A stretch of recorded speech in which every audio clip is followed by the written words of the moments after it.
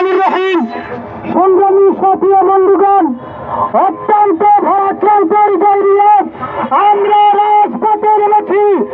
আজ এই কুড়িগ্রামের মাটি থেকে নেতানিয়াহু, ডোনাল্ড ট্রাম্প, গুজরাটের কথায় আমরা তাদেরকে বলে দিতে চাই, আমরা মাঠে নেমেছি। আমরা প্রয়োজনে অস্ত্র হাতে নিব, তারপরে ফিলিস্তিনের মা বোনকে স্বাধীন করে ছাড়ব ইনশাল্লাহ। আপনার ফিলিস্তিনকে বিন্দু পরিমাণ ছাড় দেওয়া হবে না। ইহুদিদেরকে, নেতানিয়াহুর ইসরায়েলকে ভেঙে মুচড়ে গুঁড়িয়ে দিয়ে সমস্ত কিছুকে পৃথিবীতে থেকে নিশ্চিহ্ন করে দেওয়া হবে ইনশাল্লাহ। সামনে জিহাদের জন্য আপনারা প্রস্তুত আছেন ইনশাল্লাহ। জিহাদ জিহাদ জিহাদ চাই,